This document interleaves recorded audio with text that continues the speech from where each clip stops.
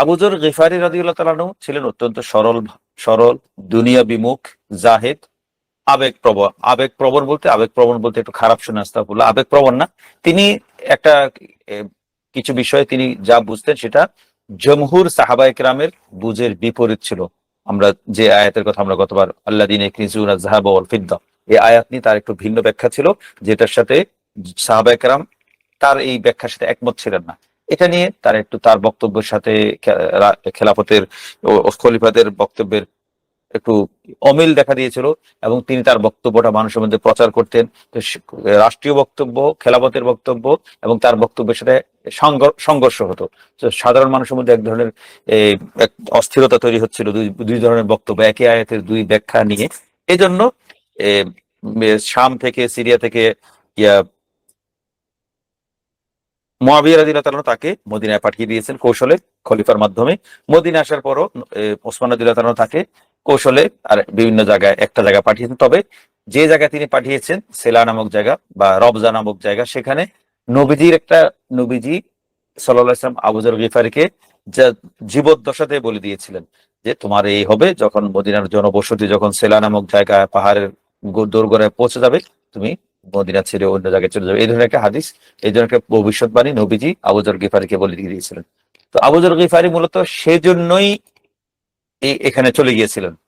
এটাকে দুষ্ট চক্র শয়তানরা বানিয়েছে কি, ওসমান রাদিয়াল্লাহু আনহু আবু যর গিফারিকে বহিষ্কার করেছেন, তার সাথে অন্যায় আচরণ করেছেন, ইত্যাদি ইত্যাদি। এমন বিষয়টা এমন ছিল না। মূলত আবু যর গিফারি নিজের সম্মতিক্রমে নবীজির ওসিয়ত অনুসারে তিনি মদিনা ত্যাগ করে ওই জায়গায় বসবাস, একটা মদিনা থেকে অনেক দূরে একটা জায়গায় তিনি বসবাস করতে শুরু করেছিলেন। এই ছিল একটা। এরপরে ওই যে চিঠি সন্ত্রাস, যারা আব্দুল্লাহ ইবনে সাবা এবং অন্যান্য যে কুচক্রীরা বিভিন্ন এলাকায়, তারা এলাকা থেকে মদিনার লোকদের কাছে চিঠি লিখতো যে আমাদের এই সমস্যা। লোক মানে নির্বাচিত কিছু লোক বিভিন্ন শহর থেকে মদিনাবাসীদের কাছে চিঠি লিখতো, আমরা এই সমস্যা ওই সমস্যা। তো মদিনাবাসী এইসব চিঠি পড়ে ভাবতো আমরা তো মদিনায় রাজধানীতে খলিফার পাশে খুব শান্তিতে আছি, না জানি এই এই খেলাফতের বিভিন্ন এলাকার মানুষ কত কষ্টে আছে, এই যে চিঠির পর চিঠি আসছে। তো তারা মনে করতো মদিনার লোকেরা দেশের খেলাফতের বিভিন্ন অঞ্চলে বোধহয় বিদ্রোহ, অনেক বিশৃঙ্খলা, অনেক নৈরাজ্য চলছে, অনেক অনাচার, অনেক অবিচার চলছে। এইসব কারণে এইসব চিঠিগুলো পরে মদিনাবাসীদের মধ্যে এক ধরনের সন্দেহ, এক ধরনের এক ধরনের অনিশ্চয়তা তৈরি হয়েছিল। তো ইয়া এবং বিভিন্ন এলাকা থেকে বাছাই করা কিছু লোক, ওই নির্বাচিত দুষ্ট চক্রের যে সংঘবদ্ধ লোকেরা, তারা ইয়ার কাছে মদিনায় এসে বিভিন্ন জায়গায় অভিযোগ করতো, চিঠি পাঠাতো। এমনকি আম্মাজান আয়েশা রাদিয়াল্লাহু তাআলার কাছে তারা বিভিন্ন অভিযোগ করতো।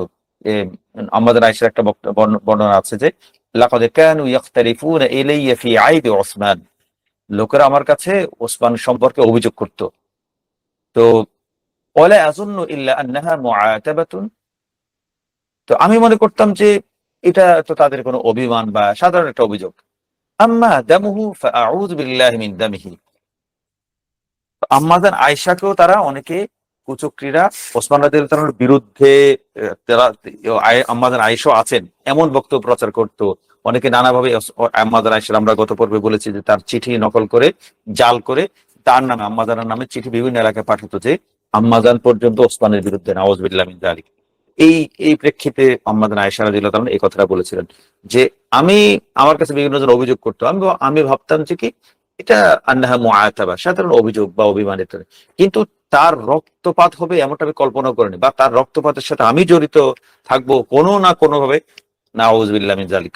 আমাদের আয়েশার বক্তব্য, আমাদের আয়েশা নিজের অবস্থান পরিষ্কার করে নিয়েছিলেন যে যে ওসমান রাদিয়াল্লাহু তাআলার বিরুদ্ধে উস্কানি দেওয়ার ক্ষেত্রে আম্মাজান আয়েশার হাত ছিল, এটা সম্পূর্ণ মিথ্যা অপবাদ। তিনি কাউকে এই ধরনের কোনো চিঠি লেখেননি। এই ধরনের পরিস্থিতি যখন দেখা দিচ্ছিল, ওসমান রাদিয়াল্লাহু তাআলা আমিরুল মুমিনিন সাইয়্যিদুনা ওসমান রাদিয়াল্লাহু তাআলা দুটো পদক্ষেপ নিয়েছেন এই পরিস্থিতির সমস্যাটা, সংকটটা মোকাবেলা করার জন্য। এক নম্বর, তিনি বিভিন্ন প্রদেশে এই পরিস্থিতি, যেহেতু মদিনাতে একের পর এক চিঠি আসছে নানা দেশে, নানা প্রদেশ থেকে, নানা প্রদেশে সবাই একই ব্যক্তি, একই সংগঠন, একই সঙ্গের লোকেরা চিঠি লিখত। তিনি বিভিন্ন জায়গায় দূত পাঠালেন যে পরিস্থিতি কি বিভিন্ন জায়গায়, বিভিন্ন প্রদেশে, বিভিন্ন উলায়া আর কি, উলায়া বলে, উলায়াতে ওসামা বিন যায়েদ রাদিয়াল্লাহু তাআলা আনহু ছিলেন, আম্মার বিন ইয়াসির, মুহাম্মদ বিন মাসলামা রাদিয়াল্লাহু তাআলা এমন মতো বড় বড় সাহাবীদেরকে বাস্তব অবস্থা সরেজমিনে দেখার জন্য পাঠালেন। একটা কাজ করলেন। আরেকটা তিনি সমস্ত প্রদেশের জনগণের উদ্দেশ্যে ঘোষণা দিয়ে দিলেন, মান কানাত লাহু শিকায়াতুন আও মাজলামাতুন ওয়ালাউ আলাল ওয়ালি ফালইয়াকদুম বিহা ইলাল হজ্জ। ওসমান এই ঘোষণা দিলেন পুরো খেলাফত জুড়ে, যারই কোনো অভিযোগ বা ক্ষোভ আছে, এমনকি তা যদি খলিফার নিযুক্ত গভর্নরের বিরুদ্ধেও হয়, তবে তিনি যেন হজের মৌসুমে মদিনা মক্কায় আসেন, আমি বিষয়টা দেখবো।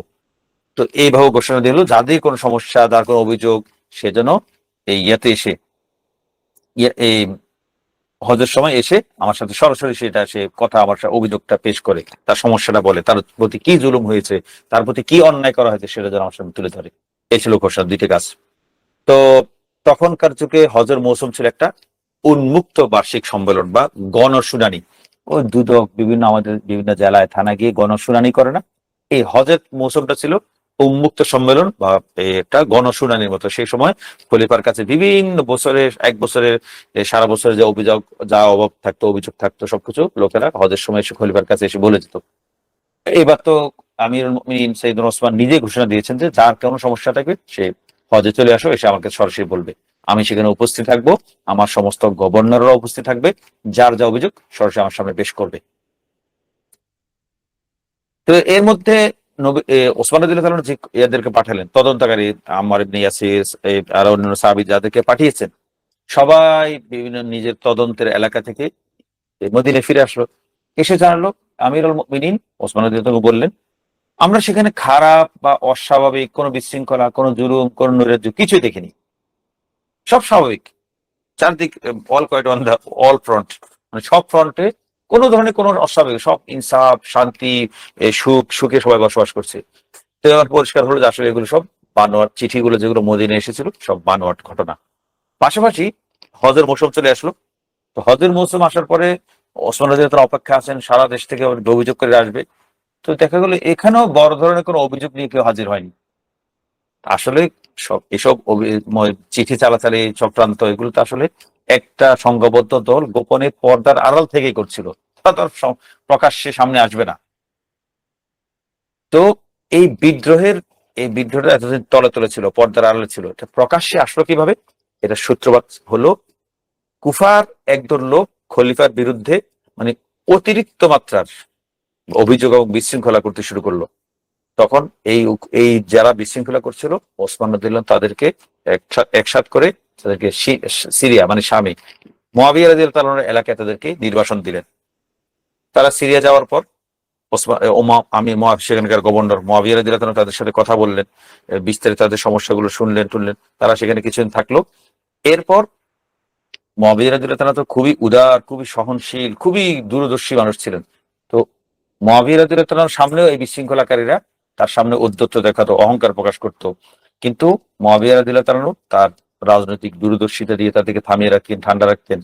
এমনকি খলিফা আমিরুল মুমিনিন ওসমান রাদিয়াল্লাহু তাআলাকে চিঠি লিখেছিলেন মুয়াবিয়া এই ব্যক্তি বিদ্রোহী লোকদের সম্পর্কে যে হাউলাই লা খাতারা মিনহুম ওয়ালাউ লাম ইয়াকুন মাআহুম গায়রুহুম, যে এই লোকদের আমি দেখেছি, কথাবার্তা বলেছি, তাদের সাথে আমি দীর্ঘ মত বিনিময় করেছি, এদের থেকে কোনো বিপদের বা ঝুঁকির কোনো আশঙ্কা নেই। তবে হ্যাঁ, যদি এদের সাথে গোপনে বাইরের কেউ ইন্ধন দাতা থাকে তাহলে সেটা সমস্যা। এমনি এই হুজুগে উগ্রপন্থী দলটাকে নিয়ে কোনো সমস্যা নেই, ভয় নেই, এটা এমনি করে। কিন্তু এরা যদি কারো হাতের ক্রীড়নক হয়, হাতের পুতুল হয়, তাহলে বিষয়টা সমস্যা। এদের নিজস্ব কোনো পরিকল্পনা নেই। মুয়াবিয়া রাদিয়াল্লাহু তাআলা দূরদর্শী ছিলেন, তিনি তার পর্যবেক্ষণ সঠিক ছিল এই কথা। তো এই লোকেরা কিছুদিন যাওয়ার পরে এই যারা উগ্রপন্থী যারা, তারা এই শাম থেকে, ইয়ামান থেকে, শাম থেকে দামেস্ক থেকে বেরিয়ে আল জাজিরা অঞ্চলে মানে ইউফ্রেটিস মানে ফোরাত নদীর একটা অঞ্চলে ওখানে চলে যাওয়ার সিদ্ধান্ত নিল।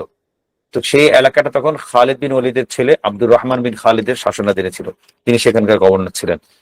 তো সেখানে যাওয়ার আগে পর সেই লোকদেরকে আব্দুর রহমান বিন খালিদ বিন ওয়ালিদ রাদিয়াল্লাহু রাহমাতুল্লাহ আলাইহি, খালিদ বিন ওয়ালিদের ছেলে, তিনি এই লোকদেরকে কড়া নজরদারিতে রেখেছিলেন। তার কাছে যাওয়ার পর তাদেরকে, তারা কি করে না করে, তারা কোথায় যায়, কার সাথে কথা বলে, তাদের গতিবিধি কড়াভাবে নিয়ন্ত্রণ করা হচ্ছিল, তিনি সবকিছু নিয়ন্ত্রণ রাখছিল। এমন অবস্থাতে এই পর্যায়ে এসে, ঘটনা যখন এই পর্যায়ে আসলো, তখন আব্দুল্লাহ ইবনে সাবার, যে সেই বিখ্যাত কুখ্যাত ইহুদি ছদ্মবেশী মুসলিম, সে তার গোপন সংগঠনের মাধ্যমে মূল চাল চালতে শুরু করেছিল। সেই চালটা ইতিহাস এবং সহিহ হাদিসে এটাকে ইয়মুল জারআ বা ইয়মুল জুরা বলা হয়। ইয়ামুল জুরা হলো এই যে দিন, জুরার দিন। জুরা একটা জায়গার নাম। এটা হলো ইসলামের ইতিহাসে ওসমান রাদিয়াল্লাহু তাআলা আনহুর বিরুদ্ধে খেলাফতকালের শেষ ভাগে, আনুমানিক 34 হিজরি, বা যাকে ইংরেজিতে বললে 655 খ্রিস্টাব্দে এই ঘটনা, ইয়মুল জুরার ঘটনা ঘটেছিল। এটা ছিল ইসলামের ইতিহাসে একটা মোড় পরিবর্তনকারী, যুগান্তকারী একটা রাজনৈতিক ঘটনা, রাজনৈতিক পট পরিবর্তনের ঘটনা। তো ইসলামের ইতিহাসে এটাকে ওসমান রাদিয়াল্লাহু বিরুদ্ধে বিদ্রোহীদের প্রথম প্রথম প্রকাশ্য বিদ্রোহ বা প্রথম সফল অবাধ্যতা হিসেবে গণ্য করা হয়। তো ঘটনাটা মূলত একটা আমরা সংক্ষেপে বলি। জুরা হলো ইরাকের কুফা নগরী আছে না, কুফা, সেই কুফা নগরের থেকে একটু দূরে হীরা নামক একটা জায়গা আছে। সেই শহরের পাশে একটা জায়গার নাম, সেই শহরের একটা জায়গার নাম হলো জুরা অথবা ইয়মুল অথবা জারা। এই জায়গায় ওসমান রাদিয়াল্লাহু যারা তার বিরুদ্ধে যারা মাথাচাড়া দিচ্ছিল, তার বিরুদ্ধে যারা ষড়যন্ত্র করছিল, তারা এই জায়গায় একত্রিত হয়ে খলিফা ওসমান রাদিয়াল্লাহুর সিদ্ধান্তকে অমান্য করেছিল। এই অমান্যটাকেই যাকে বলা হয় ইয়ামুল জুরা, বা অথবা ইয়ামুল জুরআ, স্পর্ধার দিন, অথবা জুরা মানে ওই জায়গার নাম, সেই জুরার ঘটনার দিন। ঘটনার পটভূমি, আসলে ঘটনা কিভাবে ঘটেছিল, ঘটনাটা ঘটেছিল এভাবে। ওই যে আমরা আগে বলেছি, কুফার গভর্নর ছিল কে, ওয়ালিদ ইবনে উকবা। তার বিরুদ্ধে সে অত্যন্ত দূরদর্শী গভর্নর ছিলেন, কিন্তু তার ভালো মানুষ তো কুফাবাসীর পছন্দ হয় না, তারা এভাবে ঘি সয় না, আছে না। তো তো ভালো মানুষ ওয়ালিদ বিন উকবা, তার ভালো সুশাসনও কুফাবাসীর পছন্দ হচ্ছিল না। তারা নানাভাবে খলিফা ওসমানের কাছে, এমনকি ওমর রাদিয়াল্লাহু তাআলার কাছেও তারা, আমরা যে প্রথম কয়েক পর্ব আমরা দেখেছি, কুফাবাসী খলিফা ওমর রাদিয়াল্লাহু তাআলার মতো জাদ্রেল মানুষকে পর্যন্ত নাজেহাল করে ছেড়েছে। তো ওসমান রাদিয়াল্লাহু তাআলা তো অনেক নরম সরম মানুষ, অনেক মহৎ, অনেক কোমল হৃদয়ের মানুষ। তো তার সাথে তো সমস্যা হবেই। তো এখন খলিফার সাথে যখন এই সমস্যাটা হচ্ছিল, তারা খলিফার বিরুদ্ধে অভিযোগ করছিল, খলিফার গভর্নর বিরুদ্ধে ওয়ালিদ বিন উকবার বিরুদ্ধে অভিযোগ করছিল। শেষে কোনো অভিযোগ টিকাতে না পারে তারা তার বিরুদ্ধে কি করলো, মদ পানের অভিযোগ আনলো, যেটা যদি সত্যিকার প্রমাণিত না। তখন ওসমান রাদিয়াল্লাহু কি করলেন, ওয়ালিদ বিন উকবাকে সরিয়ে সাঈদ ইবনে আসকে গভর্নর নিযুক্ত করলেন। তো সাঈদ ইবনে আস অত্যন্ত বিচক্ষণ, অত্যন্ত দূরদর্শী মানুষ ছিলেন। কিন্তু এর মধ্যে আব্দুল ইবনে সাবা এবং তার গোপন সংগঠনের প্রপাগান্ডা প্রচারের কারণে কুফার লোকেরা, কুফার নতুন প্রজন্মের লোকদের, যুবকদের ভিতরে কুরাইশদের শাসন, খলিফা ওসমান রাদিয়াল্লাহু তাআলার বিরোধিতা, এগুলো হিংসার বীজ ঢুকিয়ে দিয়েছিল আব্দুল ইবনে সাবার কুচক্রী প্রচারণা, প্রপাগান্ডা। এবং তারা কি করতে শুরু করেছিল, এই তরুণ যুবকরা আব্দুল ইবনে সাবার প্রতারণার ফাঁদে পড়ে নতুন গভর্নর সাইদ আব্দুল ইবনে সাইদ ইবনে আসের বিরুদ্ধে তারা বিরোধিতা শুরু করলো, এবং তার বিরুদ্ধে নানা ষড়যন্ত্র পাকাতে শুরু করলো। তো এমন অবস্থা হলো যে এই বিশৃঙ্খল পরিস্থিতি এড়ানোর জন্য, ওই যে একটু আগে যেটা বললাম, এই কিছু বিশৃঙ্খলাকারীদেরকে ধরে ওসমান রাদিয়াল্লাহু তাআলা তাদেরকে শামে নির্বাসন পাঠিয়েছিলেন। এই ছিল ঘটনা। তো ঘটনা আরেকটু গোড়ায় যাই। আরেকটু গোড়ায় গেলে বিষয়টা এমন দাঁড়ায় যে সাইদ ইবনে আস রাষ্ট্রীয় কাজে, প্রশাসনিক কাজে খলিফার সাথে দেখা করার জন্য মদিনা গিয়েছিলেন। তো মদিনা যাওয়ার পরে, মদিনা থেকে যখন আসলেন, এই তার অনুপস্থিতিতে কুফার যারা বিদ্রোহী ছিল, তো সেই কুফার বিদ্রোহীরা এবং আরো যে বিশৃঙ্খলা ছিল, তারা সবাই মিলে মালিক আশতার নাখঈ এবং ইয়াজিদ বিন কাইস, এদের নেতৃত্বে একটা একজোট হয়েছিল। একজোট হয়ে তারা সিদ্ধান্ত নিয়েছিল যে সাইদ বিন আস তো মক্কায় গিয়েছে, মদিনা গিয়েছে, সে আর কুফায় আর ঢুকতে দেওয়া হবে না। তো এর সাইদ বিন আস যখন মদিনা থেকে মক্কায়, কুফায় ফিরছিলেন, তখন জুরা নামক জায়গায়, ওই যে ইয়মুল জুরা, সেখানে তারা সাইদ বিন আসের পথ রোধ করে দাঁড়ায়। যে তার সরাসরি বলে, আপনাকে আমাদের প্রয়োজন নেই, আপনার শাসনকে আমরা ঘৃণা করি, আপনি খলিফা ওসমান এবং খলিফা ওসমানের কাছে আপনার পদত্যাগ চাই। তো সাইদ ইবনে আস তিনি অত্যন্ত বিচক্ষণ লোক, তার সাথে একজন গোলাম দাস ছিল। তিনি বিদ্রোহীদের এই চরম ঔদ্ধত্য দেখে যে তিনি খুবই হলেন, সতর্ক আচরণ করার সিদ্ধান্ত নিলেন। তখন বিদ্রোহীদের অন্যায় এবং অন্যায় আচরণ দেখে ওই সাইদ বিন আসের সাথে একজন দাস ছিল, গোলাম ছিল, সেই তীব্র প্রতিবাদ করলো। তো প্রতিবাদ করার কারণে মালিক আশতার, তখন ওই যে বিদ্রোহীদের নেতা, সেই গোলামকে, সে দাসটাকে, সাইদ বিন আসের দাসকে হত্যা করে। এটা ছিল ওসমান রাদিয়াল্লাহু বিরুদ্ধে যারা বিদ্রোহ করেছিল তাদের প্রথম রক্তপাত, যে সাইদ ইবনে আস রাষ্ট্রপ্রধানের প্রধান সহকারী বা একজন গোলামকে তারা হত্যা করেছে।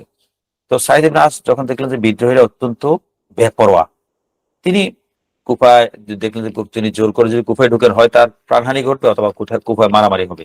তিনি বিদ্রোহীর সাথে তর্কে না জড়িয়ে মদিনায় খলিফার কাছে ফিরে গেলেন, ফিরে গিয়ে পুরো পরিস্থিতি খুলে বললেন। তখন ওসমান রাদিয়াল্লাহু সাইদ ইবনে আসের কাছে জিজ্ঞাসা করলেন যে বিদ্রোহীরা তারা আসলে কি চায়। তো সাইদ বললেন, তারা বাহ্যিক ভাবে তো তারা খুব বেশি কিছু চায় না, তারা শুধু গভর্নর পরিবর্তন চায়। তখন ওসমান রাদিয়াল্লাহু জিজ্ঞাসা করলেন, তারা কাকে গভর্নর হিসেবে চায়? সাইদ ইবনে আস বললেন, তারা আবু মুসা আশআরীকে চায় রাদিয়াল্লাহু আনহু। তখন খলিফা আমিরুল মুমিনিন ওসমান রাদিয়াল্লাহু অত্যন্ত উদারতা এবং রাজনৈতিক নমনীয়তা প্রদর্শন করে বললেন, ঠিক আছে, আমি তাহলে আবু মুসা আশআরীকে তাদের গভর্নর নিযুক্ত করলাম। আমি কারো হাতে আমার বিরুদ্ধে বিদ্রোহ করার মতো কোনো অজুহাত বা দলিল তুলে দিতে চাই না। তারা আবু মুসা আশআরীকে চাচ্ছে, ঠিক আছে, আমি গভর্নর নিযুক্ত করলাম। তো আবু মুসা আশআরী কুফার দায়িত্ব গ্রহণ করলেন এবং বিদ্রোহীদের মোটামুটি শান্ত করলেন এবং কুফাবাসীদের কাছ থেকে খলিফা ওসমানের আনুগত্যের বায়াত আবার নতুন করে নবায়ন করলেন। এই ছিল ইয়মুল জুরার একটা সংক্ষিপ্ত পরিচিতি। এই এই এই ইয়মুল জুরার দিনে এটা ওসমান রাদিয়াল্লাহু প্রথম বিদ্রোহ, প্রকাশ্য বিদ্রোহ, এবং তার বিদ্রোহ করে তাদের দাবি আদায় করে ফেলেছিল। যদিও এই ঘটনাটা শান্তিপূর্ণভাবে শেষ হয়েছিল আবু মুসা আশআরীকে গভর্নর নিযুক্ত করার মাধ্যমে, কিন্তু একদিক থেকে তো বিদ্রোহীরা সফল হয়েছে, তারা গভর্নর পরিবর্তন করতে সক্ষম হয়েছে না। এটা ছিল খেলাফতের কেন্দ্রীয় কর্তৃত্বের জন্য একটা বিরাট ধাক্কা। কারণ বিদ্রোহীরা বুঝে গিয়েছিল যে খলিফাকে চাপ দিলে খলিফা চাপের কাছে নতি স্বীকার করে, এবং তারা বুঝতে পেরেছিল দলবদ্ধ হয়ে অস্ত্র হাতে খলিফার নিযুক্ত গভর্নরকে তাড়িয়ে দিলে এবং চাপ প্রয়োগ করলে খলিফা তাদের দাবি মেনে নেন। এই সফল অবদ্ধতায় পরবর্তীতে বিদ্রোহীদের সাহস বহুগুণ বাড়িয়ে দিয়েছে, যার চূড়ান্ত পরিণতি এবং নির্মম পরিণতি ছিল মদিনা ঘেরাও, আমিরুল মুমিনিন সৈয়দুনা ওসমান যুন নুরাইন রাদিয়াল্লাহু তাআলা আনহুর শাহাদাত। একটা সিদ্ধান্ত, একটু ক্ষেত্র বিশেষে কখনো কখনো নমনীয়তা, তার পরিণতি কোথায় গিয়ে থাকে। তো এই ছিল ইয়মুল জুরার একটা মোটামুটি সংক্ষিপ্ত পরিচিতি এবং সংক্ষিপ্ত আলোচনার রূপ। এখান থেকে ওসমানের জন্য বিরুদ্ধে প্রকাশ শুরু হয়েছে। এখন আমরা একটা মূল একটা আলোচনার দ্বিতীয় পর্বে, আরেকটা পর্বে যাব। আর এতক্ষণ আমাদের আলোচনা মূলত হয়েছিল কি, ফিতনার সূত্রপাত কিভাবে হয়েছিল, এই ওসমান রাদিয়াল্লাহুর বিরুদ্ধে যে বিদ্রোহ, তার বিরুদ্ধে যে দুষ্ট চক্রের গোপন ষড়যন্ত্র, সেটা কিভাবে হয়েছিল, সেটা মনে হয় আমরা মোটামুটি সংক্ষিপ্ত ভাবে বা দীর্ঘ বা যেমন হোক আমরা মোটামুটি কিছুটা পরিষ্কার করতে পেরেছি। এটার পাশাপাশি কিছু প্রাসঙ্গিক প্রশ্ন যুক্ত হয়, যে আমরা যারা সচেতন ভাবে একটু পড়ার চেষ্টা করি ইতিহাস বা একটু বোঝার চেষ্টা করি, এই ফিতনার সূচনা আমরা মোটামুটি সংক্ষিপ্ত ভাবে যা বলেছি, এখন প্রাসঙ্গিক কিছু প্রশ্ন সবার কাছে আসবে, মনে কারোর মনে জাগতে পারে। সেই প্রশ্ন হলো, একটা হলো খলিফা ওসমান ইবনে আফফানের বিরুদ্ধে এই বিদ্রোহ বা অবাধ্যতার মূল কারণটা কি ছিল, এক। 2 নম্বর, যারা ওসমান রাদিয়াল্লাহু আনহুর বিরুদ্ধে বিদ্রোহ করেছিল তাদের সেই দাবিগুলো, মিথ্যা দাবি বা ওসমান রাদিয়াল্লাহু বিরুদ্ধে অপবাদগুলো কি ছিল, 2। 3, রাসূলুল্লাহ সাল্লাল্লাহু আলাইহি ওয়াসাল্লামের কোন সাহাবী কি ওসমান রাদিয়াল্লাহু আনহুর হত্যাকাণ্ডে শরীক ছিলেন? 4। 4 নম্বর প্রশ্ন, শামে মানে সিরিয়াতে মুয়াবিয়া রাদিয়াল্লাহু আনহুর মতো এত বড় একটি শক্তিশালী ইসলামিক কেন্দ্র থাকা সত্ত্বেও তিনি কেন পরিস্থিতি সামাল দিতে বা খলিফাকে বাঁচাতে এগিয়ে আসলেন না? 5, যদি শামের মানুষ এগিয়ে নাও আসে, তবে স্বয়ং মদিনাবাসী অর্থাৎ সেখানে অবস্থানরত বড় বড় প্রবীণ সাহাবীরা কেন ওসমানকে রক্ষা করলেন না রাদিয়াল্লাহু আনহু আজমাইন? এই ছিল আমাদের একটা সম্পূরক প্রশ্ন। এই প্রশ্নগুলো আমরা সরাসরি উত্তর না দিলেও আমাদের আলোচনার মধ্যে উত্তরটা পরোক্ষভাবে চলে আসবে ইনশাল্লাহ, আমরা সামনে বাড়তে পারি। আমরা একটু আগে বলেছি ইয়াউমুল জুরা, যেটা এই দিন হলো ওসমান রাদিয়াল্লাহু বিরুদ্ধে প্রকাশ্য বিদ্রোহের প্রথম পদক্ষেপ বা প্রথম আন্দোলন বা প্রথম সফল তাদের কার্যক্রম। তো এখন আমরা পুরো বিষয়টাকে আমরা সংক্ষেপে একটু চিত্রটা তুলে দিলে যাতে পুরো বিষয়টা সবার মোটামুটি মাথায় গেঁথে যায়।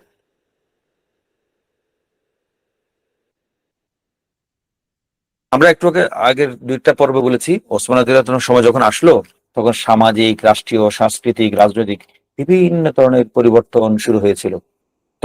তখন রসুলের যুগ ছিল না, পার হয়ে গেছে। আবু বকর যুগ পার হয়ে গেছে, ওমর যুগ পার হয়ে গেছে, রাদিয়াল্লাহু আজমাইন, সাল্লাল্লাহু আলাইহি ওয়া আলিহি ওয়াসাল্লাম। ওসমান রাদিয়াল্লাহু তিনি ওই শুরুতে একটা বক্তব্য কি আমরা প্রকাশ করে বলেছিলাম যে ওসমান রাদিয়াল্লাহু বলছেন যে এখন সময় বদলে গেছে। সেই পরিবর্তিত পরিস্থিতিতে বিভিন্ন ষড়যন্ত্র, বিভিন্ন বিশৃঙ্খলা, বিভিন্ন ধরনের স্বার্থান্বেষী মহল মাথাচাড়া দিতে শুরু করেছিল।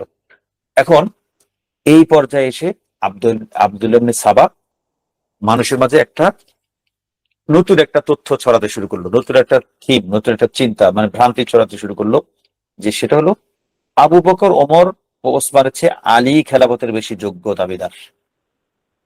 আবু বকর, ওমর, ওসমান নয়, আলী ছিলেন মূলত খেলাফতের সবচেয়ে বেশি যোগ্য, বেশি হকদার। এই কথা সে বিভিন্ন দিকে মুসলিম খেলাফতের বিভিন্ন অঞ্চলে গোপনে, প্রকাশ্যে, নানাভাবে, নানা কৌশলে, নানা আঙ্গিকে ছড়াতে শুরু করলো।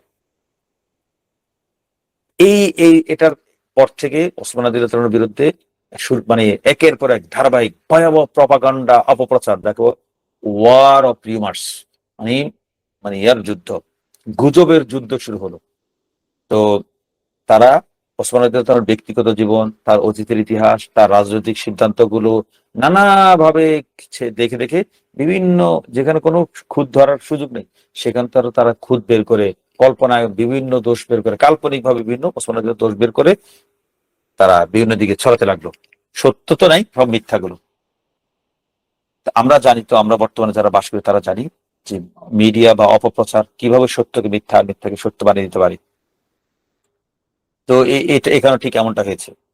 তো আব্দুল ইবনে সাবা তার অত্যন্ত সংগঠিত, সুচিন্তিত নেটওয়ার্ক নিয়ে তো মানুষের ভিতরে একটা বিষয় জাগিয়ে তুলতে সক্ষম হয়েছে, সে প্রাচীন গোত্রীয় অন্ধত্ব এবং ক্ষোভ তাদের ভিতরে জাগিয়ে তুলতে শুরু করলো। তাদের ভিতরে বললো যে অনেকের ভিতরে এই চিন্তা আসলে আসলে খেলাফতের ব্যবস্থাটা এটা কোরাইশ, ইসলামটা কোরাইশের, এ অন্য কারো কোনো অধিকার নেই, খলিফা কোরাইশ থেকে হয়। তো এখানে আমাদের অধিকারে আমরা বঞ্চিত, আমরা অবহেলিত, আমরা মজলুম, এই ধরনের। আবার আলী সবচেয়ে বেশি যোগ্য, তিনি মেয়ের জামাই, এই ইত্যাদি ইত্যাদি নানাভাবে মানুষকে বোঝাতে শুরু করলো। এটা এই ক্ষোভ গুলো থেকে শুরু করে আস্তে আস্তে আস্তে ওসমান রাদিয়াল্লাহুর বিরুদ্ধে একটা সশস্ত্র বিদ্রোহ রূপ নিয়েছিল পরবর্তীতে। তো আমরা খুঁটিনাটি বিষয়ে বা ঘটনা বলবো না, আমরা মূল আলোচনা করে আমরা দার্শনিক বা তাত্ত্বিক দিকগুলো আমরা বলার চেষ্টা করব, তাহলে আমাদের কাছে বিষয়টা পরিষ্কার হবে ইনশাল্লাহ।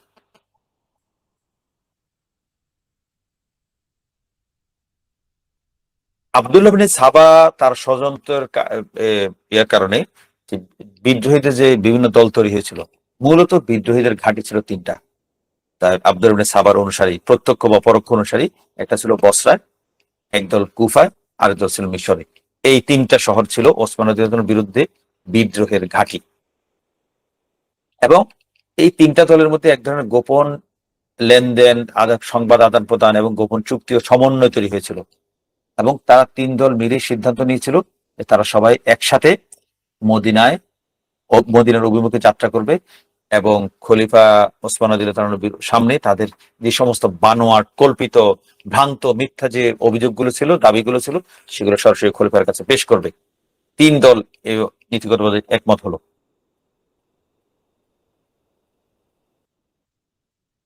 এখানে আরেকটা বিষয়, আব্দুল্লাহ ইবনে সাবা তার গোপন সংগঠন অথবা কিছু গোত্রীয় যে সমস্যা, বিভিন্ন গোত্র হয়তো ক্ষমতা পায়নি বা তাদের পছন্দ মতো পদ পায়নি, এই ধরনের নানা কল্পিত বঞ্চনা থেকে যে সমস্ত লোকেরা, কিছু লোক, গোত্রীয় লোকেরা ওসমানের বিরুদ্ধে আন্দোলন করেছিল। তো এই দুই দল, আব্দুল ইবনে সাবার গোপন সংগঠন এবং কিছু গোত্রীয়, এগুলো দুই দল মিলে কিন্তু ওসমানের বিরুদ্ধে একটা গণজোয়ার বা বিশাল বিদ্রোহী স্রোত তৈরি করতে পারতো না। তাহলে এই আব্দুল ইবনে সাবা এবং গোত্রীয় সমস্যা বলে যারা, যে সমস্ত যুবকরা, উৎসাহী তরুণরা বা নব মুসলিমরা খলিফার বিরুদ্ধে বিদ্রোহ যুক্ত হয়েছিল, তাদের এইভাবে একটা বিশাল জনগোষ্ঠী তারা কিভাবে দল দলে ভিড়াতে পারলো। এরা ভিড়াতে পেরেছিল মূলত তারা অপপ্রচারের বিদ্রোহীদের অপপ্রচার গুলো সফল হয়েছিল মূলত তাদের সাথে আরো কিছু লোক যুক্ত হতে। তারা কারা? তাদের মধ্যে একটা দল ছিল হুলাত বা চরমপন্থী। চরমপন্থী মানে বা অতি আদর্শবাদী সমাজ। অতি আদর্শবাদী সমাজ বলে আমরা যারা বিভিন্ন সময় গণবিপ্লব দেখেছি, যারা মনস্থ সমাজ, আমরা বুঝবো যে সমাজে সবসময় কিছু অতি আদর্শবাদী মানুষ থাকে। মানে তারা যারা আপসহীন, নিজেকে আপসহীন বলে, যে তাদের নীতি কি সবকিছুতে না বলা, অথবা পুরো শাসন ব্যবস্থাকে একদম ঘুরিয়ে দিতে হবে, ভেঙে দিতে হবে, তছনছ করে দিতে হবে, এই ধরনের একটা নীতি তাদের মধ্যে থাকে। এরা স্বভাবগতভাবে বিপ্লবী এবং উগ্র আদর্শবাদী থাকে।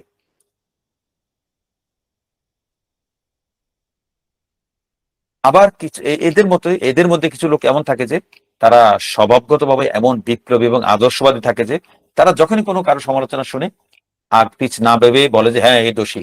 যেমন ওসমান রাদিয়াল্লাহু সম্পর্কে কোনো তিনি ভুল করেছেন, এই বিষয়ে তারা কারোর কাছে তথ্য পেয়েছে, সে তথ্য মিথ্যা সত্য সেটা যাচাই করা ছাড়াই তারা বলে হ্যাঁ ঠিক আছে, খলিফা এটা করতে পারে না, তাকে অবশ্যই পদচ্যুত করতে হবে, এবং খলিফার ভুল, এমন ভুলযুক্ত খলিফা আমাদের দরকার নেই, তাকে অপসারণ করতে হবে। আবার কিছু মানুষ এমন অল্প বুদ্ধি আর সংকীর্ণ মনে হয়, তারা তারা এই ধরনের যখন কথা শুনে, অতি আদর্শবাদী কথা শুনে, তারা মুগ্ধ হয়ে তাদের সাথে যোগ দেয়। বাস্তবে কি, আসলে বাস্তব অবস্থাটা কি, পরিস্থিতিটা কি, এটা যাচাই করে না। এই দলগুলোর সাথে সাথে একদল কায়েমি স্বার্থান্বেষী মহল, যারা যেভাবে চেয়েছে, আমরা ওই আগে বলেছি, যারা বিভিন্ন স্বার্থ, যারা উদ্ধার হয়নি, স্বার্থ হাসিল করতে পারেনি, তারাও খলিফার বিরুদ্ধে অভিযোগ করেছিল। এই মহলগুলো ওই আব্দুল ইবনে সাবাদের সাথে যোগ দিয়েছিল। আবার এখানে আরেকটা বিষয় আছে, স্বার্থ স্বার্থান্বেষী মহল সবাই কিন্তু মুসলিম ছিল না। যারা অমুসলিম ছিল, মুসলমানদের বিজয়ের কারণে তাদের ভূমি বা তাদের জমি মুসলমানদের অধীনে চলে এসেছে, এমন বেশ কিছু স্বার্থান্বেষী মহলও এই বিদ্রোহীদের সাথে যোগ দিয়েছিল, যে বিদ্রোহীদের অনেকে মুসলমান ছিল, এই যোগ দিয়েছিল। তারা ইসলাম মানতো না এমন অনেক দল, ইসলামের অনুসরণ করতো না, মুসলিম না অমুসলিম অনেক দলও মুসলিম ছদ্মবেশে এদের সাথে যোগ দিয়ে দিয়েছিল।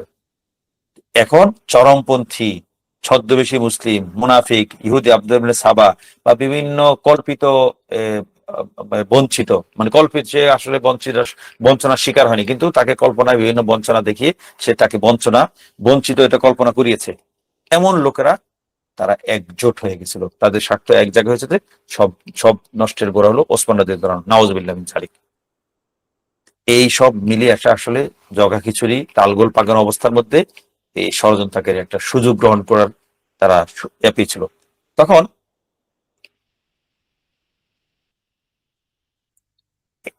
এই ধরনের যখন বিশৃঙ্খলা তৈরি হয় কোনো দেশে কোথাও, তখন এই বিশৃঙ্খলা গুলো কিন্তু বেশিরভাগ ক্ষেত্রে সফল হতে পারে না। সফল তখনই হতে পারে যখন এই বিশৃঙ্খলের দলগুলোর নেতৃবৃন্দকে বা তাদের মাথাগুলোকে পেছন থেকে, পর্দার আড়াল থেকে কোনো একটা মহল, কোনো একটা কর্তৃপক্ষ তাদেরকে নাড়াতে পারে, তাদের পেছনে যে কোনো একটা মাস্টার মাইন্ড থাকে। তখন যে মাস্টার মাইন্ড গুলো এই উদ্ভূত পরিস্থিতিকে, উত্তেজিত জনতাকে নিজেদের সুবিধা মতো, পছন্দ মতো পরিচালনা করতে পারে। এখানেও ঠিকই এসেছিল, আব্দুল ইবনে সাবা তো পিছনের পর্দার আড়ালে থাকতো, সেই এবং তার কিছু অনুসারী মূলত এই বিভিন্ন স্বার্থান্বেষী মহলকে, বিদ্রোহীদেরকে, বঞ্চিত মনে করা লোকদেরকে পিছন থেকে কলকাঠি নেড়ে তাদেরকে পরিচালনা করতে সক্ষম হয়েছিল। না হলে পিছন থেকে কোনো সুপরিকল্পিত মাথা না থাকলে, মাস্টার মাইন্ড থাকলে, সমস্ত কুচক্রীর দল মিলেও ওসমানের বিরুদ্ধে কিছু করতে পারতো না। কিন্তু অনেক ষড়যন্ত্র, অনেক চাল চেলে, অনেক কূট কৌশল খাটিয়ে আব্দুল ইবনে সাবারা পুরো পরিস্থিতিটাকে একদম তাদের মতো করে পরিচালনা করতে সক্ষম হয়েছিল, উস্কে দিতে সক্ষম হয়েছিল। বা যখনই উস্কানি একটু সবার উৎসাহ বা আগ্রহ দমে গেছিল, তখন আবার নতুন কোন কৌশল, চাল চেলে তারা তাদের আগ্রহের মধ্যে আগুন জ্বালিয়ে দিচ্ছিল। যাই হোক, এই যে বিভিন্ন তিনটা শহর, কুফা, বসরা, মিশর, এই তিনটি প্রদেশ থেকে তিনটি দল, প্রতিনিধি দল ওসমান রাদিয়াল্লাহু তাআলার কাছে গেছে। তখন যখন তারা মদিনায় গেল, তখন ওসমান রাদিয়াল্লাহু তাআলা মদিনার বাইরে ছিলেন। এই বিষয়টা খুব সাধারণ ছিল, সাধারণ। তিনি মদিনায় এদিক সেদিক যান, তো তিন দলের প্রতিনিধি তারা ওসমান রাদিয়াল্লাহু সাথে দেখা করলেন, তার সাথে কথা বললেন, এবং তিনি ওসমান রাদিয়াল্লাহু সেই তিনটা দলকে বুঝালেন এবং তারাও তাদের যে অভিযোগ নিয়ে এসেছিল, তারাও ওসমানের বক্তব্য শুনে তারাও আশ্বস্ত হলেন, না ঠিক আছে খলিফা ঠিক বলছে। তো তারা মিশর কুফা বসরা থেকে এসেছিল, আমিরুল মুমিনিন ওসমান রাদিয়াল্লাহু তাদেরকে আশ্বস্ত করলেন, তারাও আশ্বস্ত হলো। এরপর একটা চুক্তির মাধ্যমে উভয় পক্ষ খলিফা এবং 3 দলের মধ্যে একটা চুক্তি হলো। চুক্তিটা ছিল এমন যে বঞ্চিত যারা বাইতুল মাল থেকে যারা বঞ্চিত মনে করছে এদেরকে, তাদেরকে বাইতুল মাল থেকে ভাতা দেওয়া হবে। অর্থাৎ যেসব মানুষের কোনো ভাতা ছিল না বা কম ছিল, সেসব বঞ্চিতদেরকে অধিকার দেওয়া হবে এবং যুদ্ধলব্ধ সম্পদ সবার মাঝে সমতার ভিত্তিতে বন্টন করা হবে। এগুলো ছিল মূলত অর্থনৈতিক দাবি। আর যাদের নির্বাসিত করা হয়েছিল ওই জাজির আল জাজিরা ইরাকের বা শামে, তারা যেন আবার কুফায় বা নিজ এলাকায় ফিরে আসতে পারে, এমন একটা অনুমতিপত্র আমিরুল মুমিনিন ওসমান রাদিয়াল্লাহু তাআলা দিয়ে দিয়েছেন। বাস, সমঝোতা হয়ে গেছে। এবং ওসমান রাদিয়াল্লাহু তাআলা চুক্তি শেষে তাদের কাছ থেকে, এই 3টা দলের কাছ থেকে এই মর্মে অঙ্গীকার নিলেন যে তারা আর কখনো আনুগত্য ভাঙবে না, আনুগত্য অর্থাৎ বিদ্রোহ করবে না। বাস, এর ফলে বিষয়টা মীমাংসা হয়ে গেছে। এই পুরো প্রক্রিয়াতে, এই চুক্তি আলোচনা, এই দ্বিপাক্ষিক মত বিনিময়, পুরো প্রক্রিয়াতে হযরত আলী রাদিয়াল্লাহু তাআলা ওসমান রাদিয়াল্লাহু তাআলার পাশে থেকে থেকে পুরো প্রক্রিয়াটা তিনি সম্পাদন করেছেন ওসমান রাদিয়াল্লাহু সহকারী হিসেবে। এবং আলী রাদিয়াল্লাহু তাআলা নিজে এই চুক্তিপত্রটি লিখেছেন উভয় দলের পক্ষ থেকে। তো বিষয়টা তখন স্পষ্ট হয়ে যাওয়ার কথা ছিল যে মানুষ তাদের সামনে এটা দেখছে, মানুষ যে আলী রাদিয়াল্লাহু তাআলা সেখানে উপস্থিত আছেন এবং ওসমান রাদিয়াল্লাহু তাআলার খেলাফত নিয়ে তার কোনো আপত্তি নেই, বরং তিনি নিজেই ওসমান রাদিয়াল্লাহু তাআলার সহকারী হিসাবে, তার অফিসের সহকারী হিসেবে তিনি চুক্তি সম্পাদনের দায়িত্ব নিয়েছেন। এটা সবাই দেখে গেছে। সব শেষ, কাজটা শেষ হলো। আন্দোলনকারী যারা ছিল তারা দাবি দাওয়া নিয়ে খুশি মনে নিজ নিজ দেশে মিশরে, কুফায়, বসরায় ফিরে ফিরে গেছে। তো এটা ছিল তাদের প্রথম যাত্রা, যেটাকে সরাসরি বিদ্রোহ বলা যায় না, কারণ তারা এসেছিল কি মূলত অভিযোগ জানাতে, এবং তারা অভিযোগ, তাদের সমস্যা সমাধান হয়ে গেছে আমিরুল মুমিনিন ওসমান আল্লাহ দূরদর্শিতায়, তার সহনশীলতায়। তবে এটাকে এক ধরনের বিদ্রোহ হিসাবে গণ্য করা যায়, কারণ তারা নিয়ম ছিল তাদের কোনো অভিযোগ থাকলে, খলিফার বিরুদ্ধে অভিযোগ থাকলে তারা গভর্নরের মাধ্যমে অভিযোগ পাঠাবে, অথবা যার সমস্যা সে নিজে আসবে। কিন্তু তারা গভর্নরের কাছেও যায়নি, এলাকার অঞ্চলের, আবার আলাদা আলাদা ব্যক্তি হিসেবে আসেনি। তারা একটা জোট, বড় জোট বা দলবদ্ধ হয়ে এসেছিল, যেটা মূলত 3টে শহরের সম্মিলিত দল নিয়ে গঠিত হয়েছিল। এটা এক ধরনের বিদ্রোহ। তো তারপর আমরা এটা বলতে পারি যে এটা ছিল প্রথম নরমপন্থী বা শান্তিপূর্ণ বিদ্রোহ। তো বিষয়টা শেষ হয়ে গেল। এবং সাহাবায়ে মদিনা ছিলেন, কোনো বিশৃঙ্খলা হয়নি, যে লোকেরা যে যার পথে চলে মদিনা, কুফা, বসরা, মদিনা চলে মিশরে চলে গেল। তো বিষয়টা এমন ছিল যে আমি ঝামেলা করতে এসেছিলাম, কিন্তু ঝামেলা করার সুযোগ পেলাম না, কারণ আপনি আমার সমস্যার সমাধান করে দিয়েছেন। এখন আমি কি করবো? আর ঝামেলা করার সুযোগ নেই। ঠিক আছে, চলে গেছে। এখানে কুফার লোকেরা কুফার দিকে গেল, বসরার লোকেরা বসরার দিকে গেল, মিশরের লোকেরা মিশরের দিকে গেল। ঘটনা, আরেকটা ঘটনা ঘটলো মিশরের দলটির সাথে। মিশরের দলটা যখন তাদের মিশরের দিকে যাচ্ছে, তখন তারা পথ চলছে চলছে, হঠাৎ করে দেখা গেল একটা ওট, একটা ওস্টার, মানে ওটের উপর আরোহণকারী এক সওয়ারি তাদের সামনে একটু আসে, এসে আবার হুট করে আবার আড়ালে চলে যায়, কোথাও যেন হারিয়ে যায়। প্রথম প্রথম মিশরের যে দল ওসমানের কাছ থেকে যাচ্ছিল, তার বিষয়টা খেয়াল করেনি। একটু পর যাওয়ার পর থেকে যে আবার সেই ওস্টারোহী লোকটা ওট নিয়ে এসে হুট হুট করে হেঁটে তাদের পাশ দিয়ে গিয়ে আবার অতি দ্রুত আবার কোথায় যেন হারিয়ে যায়, লুকিয়ে যায়। এইভাবে মানে তখন একটু পর বুঝতে পারলো যে এই লোক, যে লোক ওট নিয়ে বারবার তাদের কাছে আসতে যাচ্ছে, এই লোক তাদের দৃষ্টি আকর্ষণ করতে চায়, এদের তাদেরকে কিছু বলতে চায়। তখন শেষবার এরপর যখন লোকটা আসলো, তো মিশরের লোকেরা জিজ্ঞাসা করলো তুমি কে? তখন সে ওষ্ঠারোহী লোকটা বললো যে আমি আমিরুল মুমিনিনের দূত। তো ঠিক আছে, আমিরুল মুমিনের দূত, এভাবে লুকোচুরি খেলছো কেন, কোথায় যাচ্ছ? আমি, সে বললো আমি মিশরের গভর্নরের কাছে যাচ্ছি। তখন মিশরের গভর্নর, আমিরুল মুমিনের দূত মিশরের গভর্নরের কাছে যাচ্ছি, এটা কেমন? তারা তো মিশরের কাছে, তারা তো আমিরুল মুমিনের কাছ থেকে আসলো। তখন তারা যাচ্ছে এগুলো আসলে কথাটা সত্য কিনা। তখন তারা দেখলো যে এই লোকটা যে ওটের উপর চড়া ছিল, সেটা সৎকার ওট, অর্থাৎ রাষ্ট্রীয় ওট, অর্থাৎ বর্তমান যুগের পরিভাষা এটা ছিল একটা সরকারি গাড়ি, যা রাষ্ট্রের কোন একটি প্রতিষ্ঠানের মালিকানাতে যেমন গাড়ি থাকে না, টিউনো, থানার ওসি, ডিসি এদের নিজস্ব গাড়ি থাকে না, এই ধরনের একটা রাষ্ট্রীয় গাড়ি। অথবা যাকে বলা যায় লাল নাম্বার প্লেটের গাড়ির মতো, বিশেষ নাম্বার, যে যে সরকারি ব্যক্তিদের নাম্বার প্লেট যেমন থাকে। তখন তাদের মনে, মিশরের লোকদের মনে সন্দেহ দেখা দিল, কি ব্যাপার, খলিফা আলাদা করে মিশরে কেন লোক পাঠাচ্ছে? তখন লোকটাও এমন অভিনয় করলো যে তার গতিবিধি সন্দেহজনক লাগে যেন মিশর লোকদের কাছে। মিশর লোকেরা সন্দিগ্ধ হয়ে লোকটাকে ধরলো, পাকড়াও করে তার জিনিসপত্র তল্লাশি করলো। তল্লাশি করে তার কাছে একটা চিঠি উদ্ধার করলো, যেটা ওসমান রাদিয়াল্লাহু পক্ষ থেকে মিশরের গভর্নর উদ্দেশ্য করে লেখা। চিঠিতে লেখা ছিল, যখন এই লোকগুলো তোমার কাছে পৌঁছাবে তখন তাদেরকে সাথে সাথে হত্যা করবে। এই লেখা পড়ে মিশরের যে প্রতিনিধি দল, তারা মিশরের যে বিদ্রোহী দল, তাদের মাথা খারাপ, রক্ত গরম।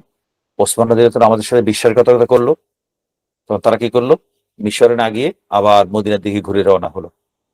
এই যে তারা মদিনার দিকে রওনা হয়েছে, শুধু তারা না, কিভাবে যেন যে দল কুফার দিকে যাচ্ছিল তারাও মদিনা আবার মদিনার দিকে রওনা দিয়েছিল। বস্ত্রের দিকে যারা যাচ্ছিল তারাও মদিনার দিকে রওনা দিয়েছিল। তো সবাই আসলো। তো তারা সবাই মদিনা ফিরে, অত গোপন একটা নেটওয়ার্কের মাধ্যমে আসলে বিষয়টা এই ষড়যন্ত্র পাকানো হচ্ছে। এই লোক তো যে চিঠি নিয়ে যাচ্ছে আসলে ওসমান রাদিয়াল্লাহু তাকে পাঠায়নি, এটা সম্পূর্ণ বানোয়াট ঘটনা। তো মিশরের যে দল সেটা মদিনা এসে তারা সরাসরি আলী রাদিয়াল্লাহু তাআলার কাছে গেল। আলী রাদিয়াল্লাহু কাছে গিয়ে বলল যে, আপনি কি আল্লাহর শত্রু ওসমানের কাণ্ড দেখছেন না? আলীকে বলছেন, নাউজুবিল্লাহ। সে তার গভর্নরকে হুকুম দিয়েছে যেন আমাদেরকে হত্যা করে, এই নিয়ে মর্মে সে চিঠি লিখেছে। তা আমাদের সাথে চলুন, আমরা ওসমানের কাছে যাব। আলী তখন বললেন, সেই বিদ্রোহী মিশরীদেরকে উত্তর দিলেন, আল্লাহর কসম আমি তোমাদের সাথে তার ওসমানের খলিফার কাছে যাব না।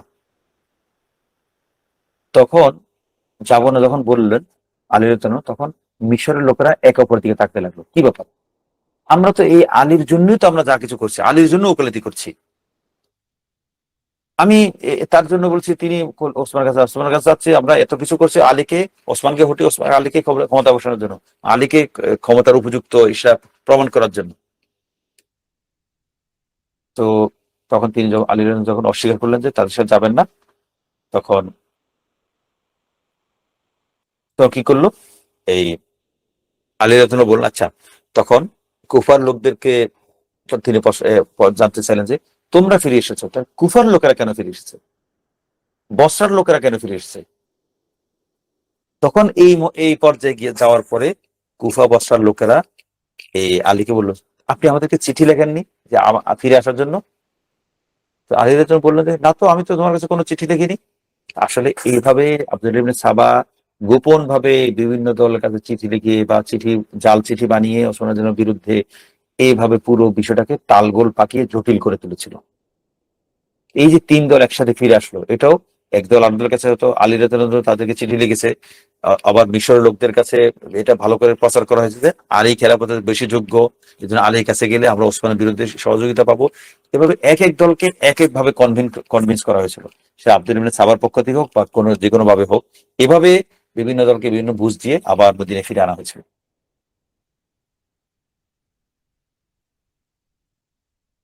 তখন এটা পরিষ্কার হয়ে গেল যে ওসমান রাদিয়াল্লাহু কাছে, ওসমান রাদিয়াল্লাহুর পক্ষ থেকে একটা জাল চিঠি বানিয়ে বিদ্রোহীদের কাছে পাঠানো হয়েছিল, এবং আলী রাদিয়াল্লাহু নামও জাল চিঠি বানিয়ে পাঠানো, মদিনায় ফিরে আসতে বলা হয়েছিল তাদেরকে। এইভাবে ষড়যন্ত্র জাল বিছানো হয়েছিল। আরেকটা ঘটনা ঘটছিল যে কুফা এবং বসরার লোকেরা তারা আলী রাদিয়াল্লাহুকে বলেছে যে, আলীর প্রশ্ন করলেন, তোমরা কেন এসেছো, ফিরে এসেছো কেন? তখন কুফা বসরার লোকেরা বলল, আমরা আমাদের ভাই মিশরের অধিবাসীদের সাহায্য করতে এসেছি। আলী রাদিয়াল্লাহু বললেন, মিশরের লোকদের কি হয়েছে, তো সেটা তোমরা কিভাবে জানলে? তার মানে এই প্রশ্ন থেকে বোঝা যায় আলী রাদিয়াল্লাহু পুরো বিষয় ধরে ফেলেছে, আসলে পেছন থেকে একটা কলকাঠি নাড়া হচ্ছিল, একটা ষড়যন্ত্র পাকানো হচ্ছিল। তো এটা তাদের কাছে পরিষ্কার। তা এটা থেকে এটাও পরিষ্কার যে ষড়যন্ত্রকারীদের মধ্যে এই ষড়যন্ত্র ছড়ানোর জন্য একটা গোপন একটা নেটওয়ার্ক অত্যন্ত সক্রিয়ভাবে কাজ করছিল।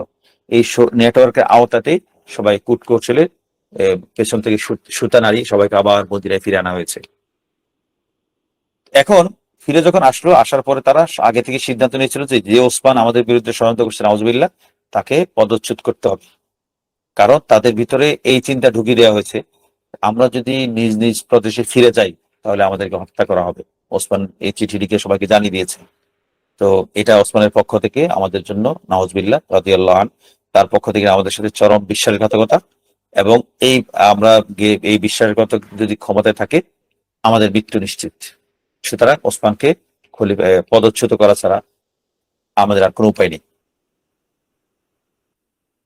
তো এই এরপর যখন তারা যখন চূড়ান্ত সিদ্ধান্ত নিল যে আর রাখা যাবে না ওসমানকে, তখন থেকে মূলত শেষ অবস্থা, শেষ ধাপ, ঘটনার শেষ ধাপ শুরু হয়েছে। এখন ওসমান রাদিয়াল্লাহু তখন তার সাথে আলোচনা হলো। তো তিনি এখন মদিনা আসার পরে আলী এবং অন্যান্যদের মাধ্যমে আবার ৩ দলের সাথে তিনি মুখোমুখি হলেন। তো তারা অভিযোগ করলো, আপনি আমাদের বিরুদ্ধে চিঠি লিখেছেন মিশরের গভর্নরের কাছে আমাদেরকে মেরে ফেলার জন্য। তখন ওসমান রাদিয়াল্লাহু বললেন যে, এখন তাহলে আমি তো অস্বীকার করছি, তোমরা বলছো আমি লিখছি এই চিঠি, আমি বললে আমি কসম করে বলছি আমি চিঠি লিখিনি। তখন তাহলে এখানে 2টি রাস্তা খোলা আছে। একটা হলো, তোমরা 2জন ন্যায়পরায়ণ সাক্ষী হাজির করবে, যে সাক্ষ্য দিবে যে আমি এটা নিজে লিখেছি বা লিখিয়েছি, বা অথবা আমাকে সম্মতি দিয়েছি এই চিঠিটাতে। দ্বিতীয়ত হতে পারে যে আমি আল্লাহর নামে কসম করে বলবো যে আমি এটা লিখিনি, মুখে লেখাইনি, ডিকটেশন দেইনি এবং আমি অনুমতিও দেইনি। তারা বিদ্রোহীরা ওসমান রাদিয়াল্লাহু আনহুর এই 2 প্রস্তাবের কোনোটা রাজি হলো না। তার প্রস্তাব কোনো কথাই গ্রহণ করলো না। এই গ্রহণ না করে এখানে আলোচনা অচল অবস্থা তৈরি হলো। এখান থেকে তারা একজোট হয়ে ওই আগের সে খলিফাকে ক্ষমতা ছাড়তে হবে, তাকে পদচ্যুত করতে হবে, ওসমানকে অবশ্যই খেলাফত পদ থেকে সরে যেতে হবে। এটা নিয়ে তারা কথাবার্তা এই এক দফা এক দাবিতে তারা অনড় হয়ে থাকলো। এখন এখানে একটা বিষয় যেটা আমরা শুরুতে যে প্রশ্নটা করেছিলাম, ওসমান রাদিয়াল্লাহুর বিরুদ্ধে আসলে তাদের কি কি অভিযোগ করেছিল? সে মূলত মৌলিকভাবে বিখ্যাত যে 5টা অভিযোগ ছিল, সে দাবিগুলো কি, তারা মূলত কি কি বলতে চেয়েছিল, 1 নম্বর বিষয়। দ্বিতীয়ত, এই লোকগুলো যখন ওসমান রাদিয়াল্লাহুর বিরুদ্ধে বিদ্রোহ করতে বের হলো, তখন আমাদের একটা বিষয় লক্ষ্য করা করব যে বিদ্রোহীদের আচরণের মধ্যে যে ইসলাম কিভাবে তাদের এই মনস্তত্ত্ব বদলে দিয়েছিল। এই বিদ্রোহের মধ্যে একটা ইতিবাচক, ওসমান রাদিয়াল্লাহুর বিরুদ্ধে বিদ্রোহ যারা করেছে তাদের ঘটনাগুলোতে একটা ইতিবাচক দিকও আছে, যে ইসলামের কারণে তাদের ভিতরে একটা মনস্তাত্ত্বিক পরিবর্তন হয়েছিল।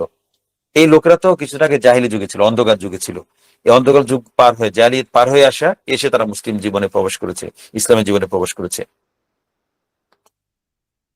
এখন আমরা একটা প্রশ্ন করি, এই যে যারা বিদ্রোহ করেছিল খলিফার বিরুদ্ধে, এখানে মিশরের লোক ছিল, ইরাকের লোক ছিল, এই ইরাকের বা আরবের লোক ছিল, তারা কি, এই আরবের লোকেরা, মিশরের লোকেরা, তারা কি অতীতে জাহিলি যুগে কখনো তাদের গোত্রের কবিলার সর্দার যিনি, সাইয়েদ যিনি, নেতা, আমির যিনি, তার কোনো আচরণের, কারো কোনো সিদ্ধান্তের এভাবে হিসাব চেয়েছে? বা কোনো গোত্রের প্রধানকে তার পদ থেকে সরিয়ে দেওয়ার দাবি তুলেছে? যে কোনো গোত্রের যিনি নেতা, মানে আমৃত্যু তিনি নেতায় থাকতে, তাকে নেতার নেতৃত্বে কেউ সরাতো না, তার নেতৃত্ব নিয়ে কেউ প্রশ্ন তুলতো না। এটা ছিল আরবদের একটা অলিখিত রীতি।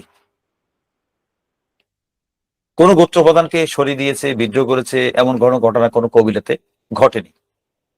অথবা কবিলার কথা বাদ দিই, পারস্যের কিসরা বা রোমের কাইসারকে পদচ্যুত করার দাবি করার কোনো ঘটনা পারস্য সাম্রাজ্যে বা রোম সাম্রাজ্যে, রোম সালতানাতে ছিল, এমন কোনো ঘটনা ঘটেনি।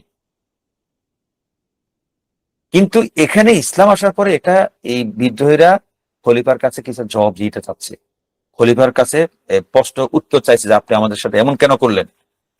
ইসলাম এসে মানুষের মধ্যে এই একটা মহান চিন্তা, একটা সুন্দর চিন্তা তার ভিতরে বিস্তার করেছিল, যে এই শাসক যদি জনগণের বায়াত, অঙ্গীকার কি করে, এই শাসকটা নির্বাচিত হয়েছে কিভাবে, মানুষ জনগণের বায়াত, অঙ্গীকার মাধ্যমে, জনগণের সন্তুষ্টির মাধ্যমে, এবং তাদের পছন্দের ভিত্তিতেই খলিফা শাসক তিনি এই পদে আসীন হয়েছেন। এবং জনগণের অধিকার আছে, শাসক যদি দ্বীনের পথ থেকে বিচ্যুত হন বা পরিবর্তিত হয়ে যান, তবে তারা তার বিরুদ্ধে দাঁড়াতে পারবে এবং তাকে অপসারণ করতে পারবে। এটা এই বিদ্রোহীদের এই পদক্ষেপ থেকে এটা একটা ইতিবাচক দিক। এই লোকেরা কিন্তু জাহিলি যুগে তাদের আমিরের শত অন্যায়ের বিরুদ্ধে তারা টুশব্দ করতো না, তারা কোনো বিদ্রোহ করতো না, আমিরের পদচ্যুতি চাইতো না।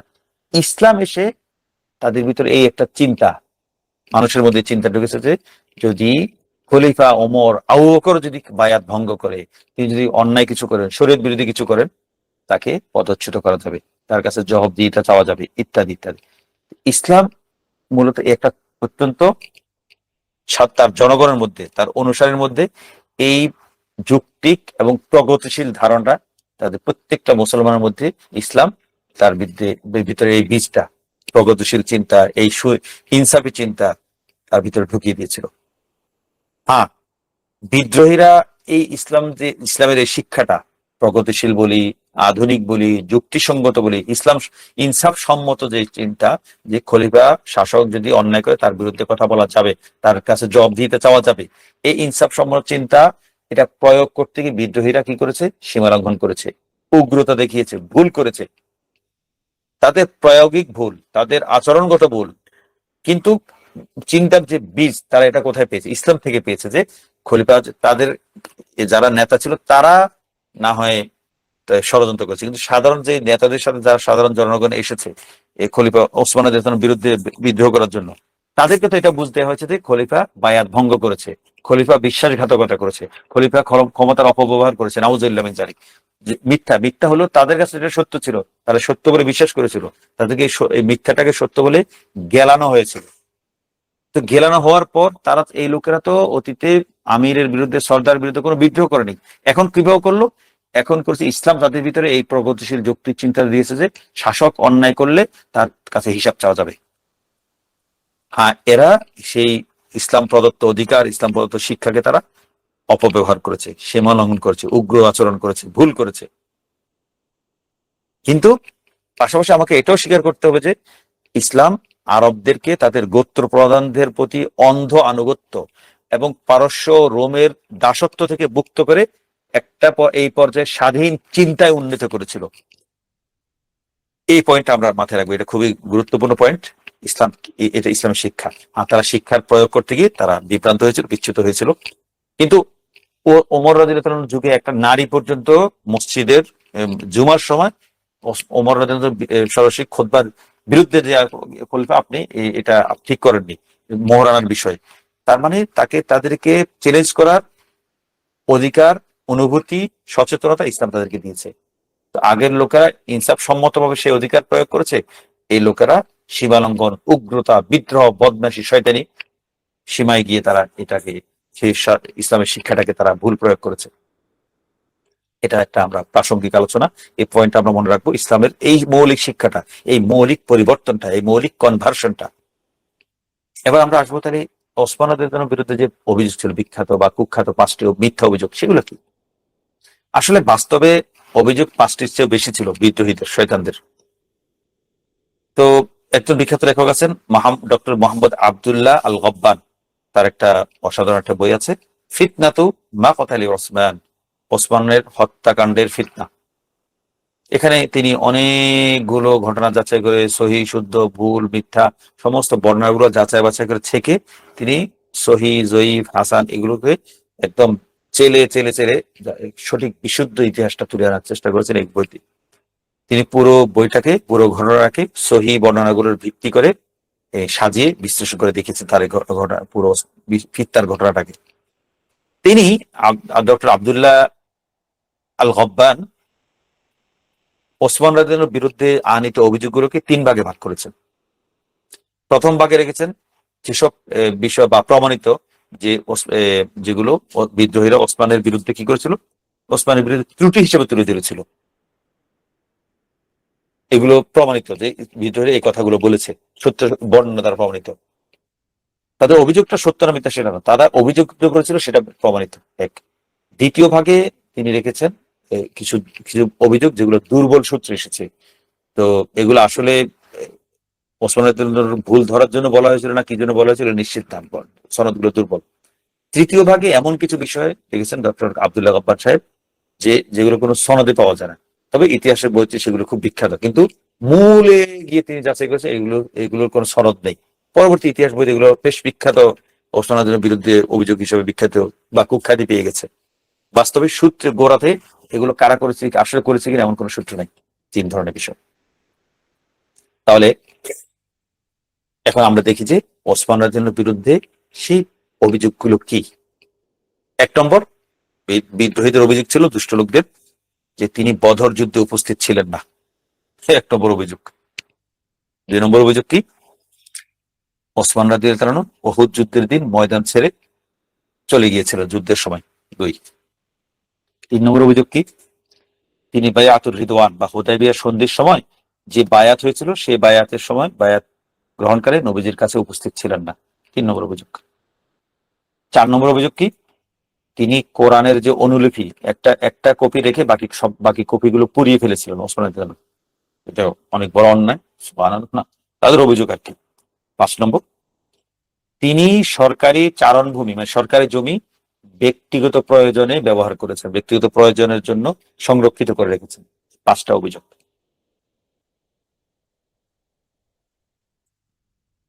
এখন আমরা একজন আমরা একজন বর্তমান যুগে ফেসবুকের বা অন্যান্য অনলাইন মিডিয়ার বিভিন্ন যা আছে না, এইসব জায়গায় যদি আমি এরকম একটা অভিযোগ কোন একজন ব্যক্তির বিরুদ্ধে অভিযোগ করি, সাহাবের বিরুদ্ধে হোক না, একটা পোস্ট, একটা প্রচার, একটা ছবি, পিকচার বানিয়ে যদি এই 5টা অভিযোগ দিলে আমি ছেড়ে দিই, যে ছড়িয়ে তাকে বলি সাধারণ মানুষকে যে ওসমান কি, ওসমান তো বদরে ছিল না, ওহুদ থেকে পালিয়েছে, এমনকি বায়াতুর রিদওয়ানের সময় ছিল না, সরকারি জমি নিজের নিজের মতো করে নিজের করে নিয়েছে, আবার কোরআন পুড়িয়েছে। এই এই 5টি বিষয় যদি আমি বলি কারো বিরুদ্ধে, সাহাবের বিরুদ্ধে, এবং সত্য করে বলি, বারবার সত্যের মতো করে বারবার বলি, মানুষ বিভ্রান্ত হবে না? আর এতে কোনো সাহাবে, অনেকে তো সাহাবেও বলেন এটা কাফের, নাউজুবিল্লাহ মিন যালিক। এমন অনেকে আবেগ প্রবণ যারা, জি হুজুর পাবলিক বা আমিন না বলে যাবেন না পাবলিক যারা, তারা এগুলো বিশ্বাস করে বলবে, এবং যাচাই বাছাই কারা চায়, চিলে কান নিয়েছে, কান আছে কিনা সেটা না দেখে হুক্কা হুয়া করে উঠবে, যেমনটা এমন করে আর কি। সবকিছু ঠিক আছে, পাবলিক আছে না এখন। এখন এবার হল এই 5টা অভিযোগ আমরা দেখেছি না? এবার 5টা অভিযোগ আসলে কি বিষয় আমরা দেখি।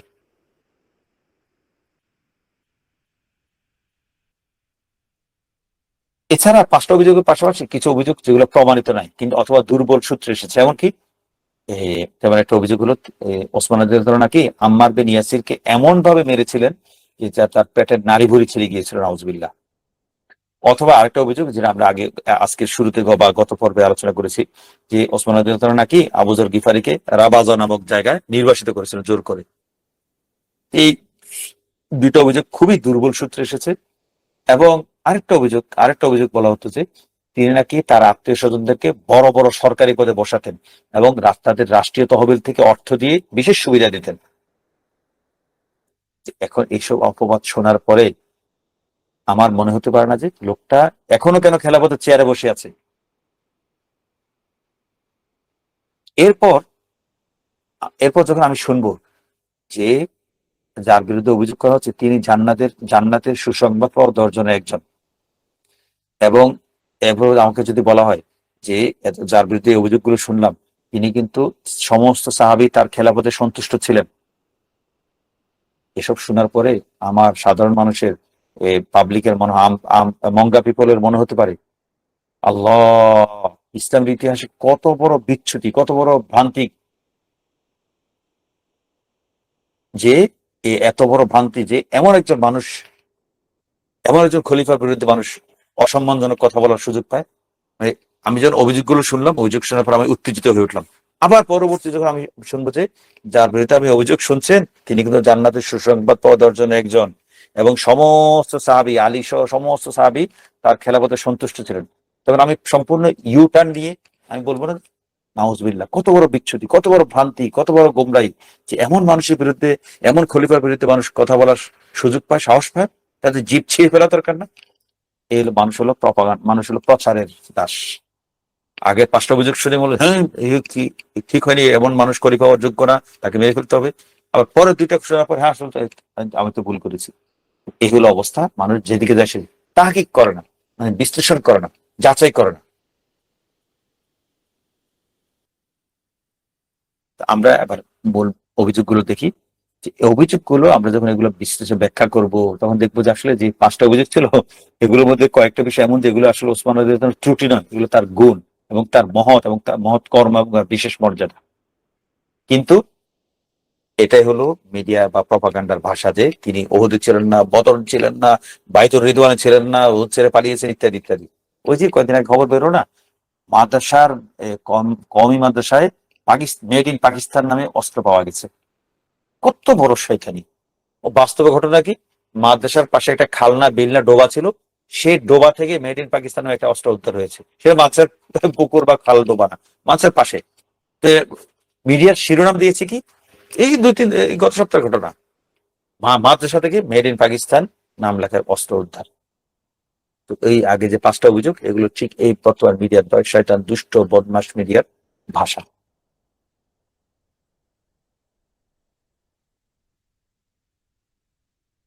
এমন কথা ধরা যাক, এই অনেকে সাধারণত পাশ্চাত্য মিডিয়া ইয়া করে, এই মুসলিম শাসকদের বিরুদ্ধে নানা অভিযোগ করে। যেমন প্রেসিডেন্ট মোরসি, মোরসির বিরুদ্ধে অনেক মোরসি বিরোধী যারা ছিল, মিডিয়া ছিল, তারা নানা কথা বলতো, নানা ধরনের প্রপাগান্ডা চালাতো। তখন যখন সচেতন ভাবে অনেকে পত্রিকা বা মিডিয়াতে পড়ে, মিডিয়াতে শুনে মুসলিম বিরোধী বলছে মুসি এই সে খারাপ, তখন তখন প্রশ্ন করা হতো যে আসলে আপনি যে খারাপ বললেন সে কেন খারাপ, এটা বাস্তবে খারাপ? তখন উত্তর আসলে ভালো কাজটাকে মিডিয়া বলতে এটা খারাপ কাজ, তো সাধারণ মানুষ মনে করতে হ্যাঁ এটা খারাপ। যখন বাস্তব যখন বিশ্লেষণ করে তখন বোঝানো হতো যে এটা খারাপ কাজ কিভাবে হলো, এটা তো ভালো কাজ, আপনি তো এই কাজ করেন। তো আসলে তো তাই তো, এই হলো মিডিয়ার অবস্থা, মিডিয়া খোরদের অবস্থা, মিডিয়ার প্রচারকদের অবস্থা।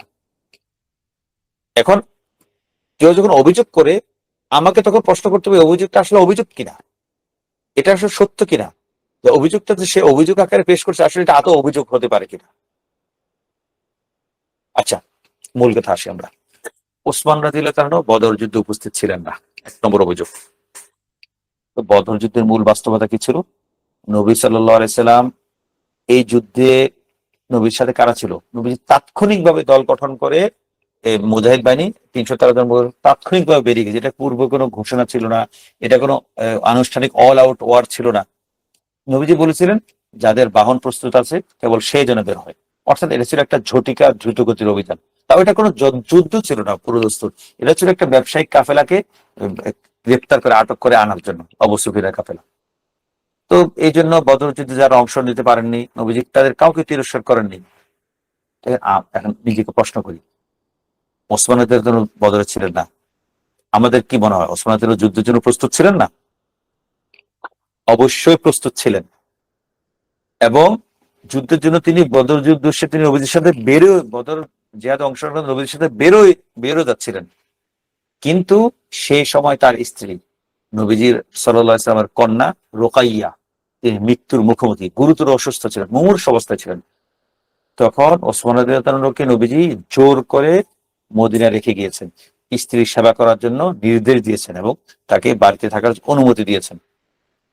নবীজি যখন বদর যুদ্ধ জয় করে মদিনায় ফিরে আসলেন, সে ফিরে আসার আগেই রোকাইয়া রাদিয়াল্লাহু তাআলা আনহার মৃত্যু হয়ে গেছিল এবং তাকে দাফনও করা হয়ে গেছিল। ওসমান রাদিয়াল্লাহু তাআলা বদর যুদ্ধে না যাওয়াটা নবীজির নির্দেশক্রম হয়েছিল। এজন্য নবীজি বদর যুদ্ধে যে গনিমত ছিল, গনিমতের একটা যে প্রাপ্য প্রত্যেক সাহাবী যেমন পেয়েছিল, নবী ওসমান রাদিয়াল্লাহু তাআলার জন্য একটা অংশ বরাদ্দ করেছিলেন। অর্থাৎ সরাসরি যুদ্ধে উপস্থিত থাকলে তিনি যে অংশ পেতেন সেটাই তিনি পেয়েছেন। কারণ তিনি তো যুদ্ধে যাচ্ছিলেন, নবীজির হুকুমে তাকে যুদ্ধ থেকে বিরত থাকতে হয়েছিল। এটা কি ওসমান রাদিয়াল্লাহু তাআলার দোষ, নাকি বিশেষ মর্যাদা, না বিশেষ গুণ? বা এটা স্বাভাবিক যুক্তির বিষয়, তার অনেক বড় যোগ্যতা, একটা বিশেষ গুণ, বিশেষ মর্যাদা। কিন্তু যুদ্ধের জন্য বেরোচ্ছিলেন, নবীজি তাকে তার নির্দেশ করে তাকে মদিনায় থাকতে বলা হয়েছিল। এরপর আসক উহুদ যুদ্ধের ঘটনা। উহুদ যুদ্ধের বিষয়টা কি ছিল, এটা নিয়ে আজকে আলোচনা আমরা এখানে রাখি। এই আমাদের দুর্ভাগ্যক্রমে আমাদের মোবাইলের চার্জটা শেষ হয়ে যাচ্ছে, তো মোবাইল বন্ধ, নেট বন্ধ হয়ে যাবে, তা আজকে আমরা এখানে রাখি। আগামী কাল থেকে আমরা যত আলোচনা সামনে যাবে তত ইন্টারেস্টিং। আমরা এখানে একটা কথা বলে রাখি যে আমাদের এখানে আলোচনা অনেক বিষয় আসবে, সেটা আলহামদুলিল্লাহ সবার আমাদের এর সাথে যাবে। আবার কিছু এজিদ এবং মুআবিয়া রাদিয়াল্লাহু তাআলার আলোচনা পড়বে, এমন এমন কিছু আমাদের যুক্তি, এমন এমন কিছু বিশ্লেষণ সামনে আসবে যেটা হয়তো আমাদের দেশের প্রচলিত জ্ঞান চর্চার মধ্যে এটা হয়তো আপাতত এখনো পর্যন্ত আসেনি, তো আমি শুনিনি। তো এই জন্য আমরা অনেক ইন্টারেস্টিং যুক্তি, অনেক ইন্টারেস্টিং বিষয়গুলো সামনে আসবে। যেমন আজকে একটা গুরুত্বপূর্ণ পয়েন্ট কি, সবাই মনে আছে কিনা, যে ইসলাম মানুষকে প্রগতিশীল যৌক্তিক সিদ্ধান্ত একটা চিন্তায় উন্নীত করেছিল, যে আগে তারা ছিল কোন রাষ্ট্রপ্রধান রাজা সম্রাটের বিরুদ্ধে বিন্দু মাত্র বিদ্রোহ করা যাবে না, কোনোভাবেই না, গোত্রের সর্দারের বিরুদ্ধে না। কিন্তু ইসলাম এসে মুসলমানদের ভিতরে এই প্রগতিশীল আধুনিক, আধুনিক তো না, ইসলাম তো সবসময় আধুনিক, এই যৌক্তিক চিন্তা দিয়ে ঢুকিয়েছে যে খলিফা শাসক যদি অন্যায় কিছু করে তার কাছে জবাব চাওয়া যাবে, যেটার অপব্যবহার করেছে ওসমানের বিদ্রোহের তালিকা। কিন্তু এই চিন্তা, এটা একটা উত্তরণ, এটা একটা মানসিক উত্তরণ, এটা একটা রাজনৈতিক উত্তরণ, এটা একটা ফিলোসফিক্যাল উত্তরণ, এটা একটা মনস্তাত্ত্বিক উত্তরণ। ইসলাম মানুষকে জাহিলিয়ত থেকে, অন্ধত্ব থেকে, অন্ধ অনুকরণ থেকে, অন্ধ আনুগত্য থেকে ইসলাম মুসলমানদেরকে বের করে এনেছে। এটা গুরুত্বপূর্ণ একটা পয়েন্ট, এটা মনে রাখবো। এটা সবসময় আমি মাথায়, এটা জানলাম তো, জেনে আমার জীবনে কিভাবে প্রয়োগ করব। জীবনে আমি কারো অন্ধ আনুগত্য করব না, কোন দলের আনুগত্য করবো না। এটা কিভাবে সম্ভব? একটা তো কোনো সম্ভাবনা নেই। এরপরও একটা দৃশ্য চিন্তার লোকেরা মনে করে যে এই তো আপা চলে এসেছে কলকাতায়, ঢুকে যাবে। এটা সত্যি সত্যি বিশ্বাস করে, কিন্তু এটা সত্যি সত্যি ওই নির্দিষ্ট দলের অনুসারীরা এটা বিশ্বাস করে আপা যে কোনো মুহূর্তে ঢুকে যাবে, এবং যার বিশ্লেষকরা পর্যন্ত বিশ্বাস করে। কি অদ্ভুত কারণ, কেমন বন্ধিত্ব, কেমন প্রতিবন্ধিত্ব চিন্তা! শুধু এটা ওই দল না, যারা যুক্তি ইসলাম ধর্ম ইসলামী দল করে তাদেরও দলের প্রতি এমন অন্ধ প্রতিবন্ধিত্ব যে দল যা বলে সেটাই শেষ কথা, সেটাই জালিকাল কিতাব লা রাইবা ফি, আস্তাগফিরুল্লাহ। দল কেন, দলের প্রতি এত অন্ধত্ব কেন? ইসলাম, আমরা ইসলামের প্রতি অনুগত থাকবো। ইসলাম তো আমাকে এসেছে এই জন্য, আমাকে অন্ধ আনুগত্য, অন্ধত্ব, ব্যক্তি, দল, গোষ্ঠী, জনগোষ্ঠী, হিজব, এটা থেকে মুক্ত করে পরিপূর্ণ ইন্না সলাতি ওয়া নুসুকি ওয়া মাহইয়ায়া ওয়া মামাতি লিল্লাহি রাব্বিল আলামিন লা শারীকা লাহু, তার সাথে কোনো শরীক নেই, কোনো দল নেই, কোনো মত নেই, কোনো সংগঠন নেই, একমাত্র আল্লাহ এবং রাসূল। ইসলাম আমাকে এভাবে স্বাধীন করে, ইসলাম আমাকে এভাবে মুহাররার করে, ইসলাম আমাকে এভাবে সম্পূর্ণ জাহিলিয়ত মুক্ত করে। আমরা সেই দলীয় জাহিলিয়তে আবার ঢুকে যাচ্ছি কেন, ঢুকে যাই কেন, ঢুকে যাই কিভাবে? আল্লাহ তাআলা আমাদেরকে আজকের এই আলোচনা অন্তত এটুকু আমরা দলীয় এই থেকে, অন্ধত্ব থেকে, দলীয় প্রতিবন্ধিত্ব থেকে আল্লাহ আমাদেরকে বেশি তৌফিক দান করুন। আমরা সামনে অনেক অনেক মজার আলোচনা, অবশ্য আমরা মজার বলি, নিজে আমার কাছে মজা লাগে, বা অন্যদের কাছে কেমন লাগে সেটা আমি জানি না। আল্লাহ কাছে সবাইকে, আমাদের সবার ভালো লাগে এভাবে আলোচনা করার তৌফিক দান করুন। আমি আলহামদুলিল্লাহ আলমিন, ওমা আলাইনা ইল্লাল বালাগুল মুবিন। আসসালামু আলাইকুম ওয়া রাহমাতুল্লাহি ওয়া বারাকাতুহু।